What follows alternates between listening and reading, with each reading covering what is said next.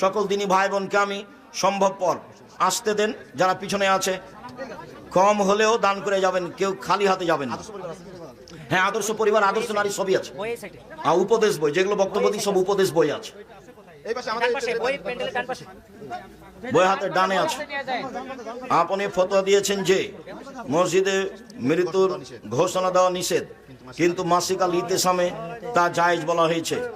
মাসিক আল ইতেসামে জায়েজ বলা হবে না, হয় ভুল প্রেসে বের হয়েছে আর না হলে দেখতে ভুল হয়েছে। ঘোষণা দেওয়া না জায়েজ। ওয়ালাইকুম আসসালাম। 29-30 জানুয়ারি রোববার। আল্লাহুম্মা সাল্লি আলাইহি ওয়া বারিক আলাইহি। শায়েখ, আমি আপনার চাইতে বড় আলেম। ভালো কথা, তো অনেক বড় দাবি, জাযাকুমুল্লাহ খান। তুমি আমাদের চেয়ে অনেক বড় ইমাম বুখারীর মতো হওয়ার চেষ্টা করো, আল্লাহর রহমতের অভাব নাই, আল্লাহ দিলেই হলো।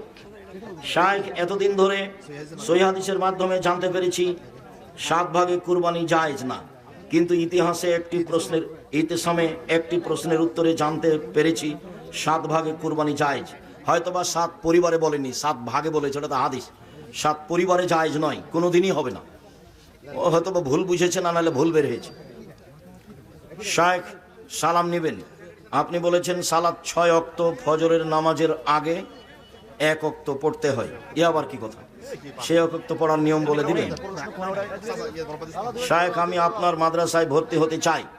পুরো ডিসেম্বর ফর্ম বিতরণ হবে, 1 জানুয়ারি ভর্তি।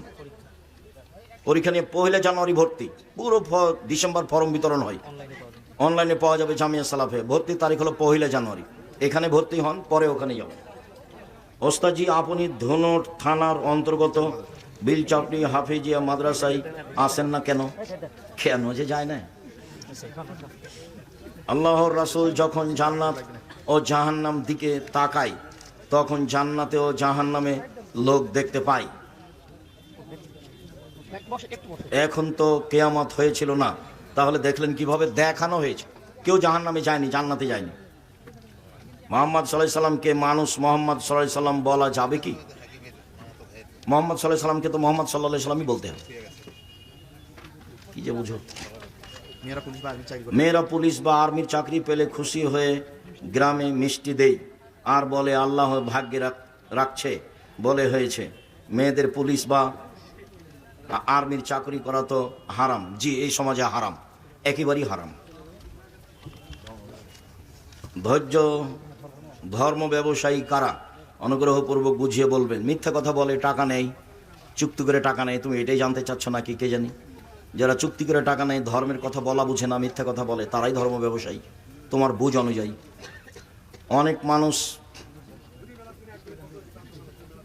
আগে যারা অন্যের সম্পদ আত্মসাৎ করে, ও আলিতেসাম পত্রিকা আছে, একটা ফ্রি আর একটার মূল্য দিতে হবে। ফ্রিটা আমি কিনেছি আপনাকে ফ্রি দেওয়ার জন্য।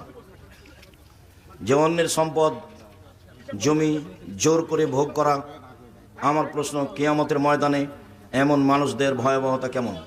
যারা জমি জোর করে দখল করে, ওরা তো জালেম, জাহান্নামে চলেই গেছে।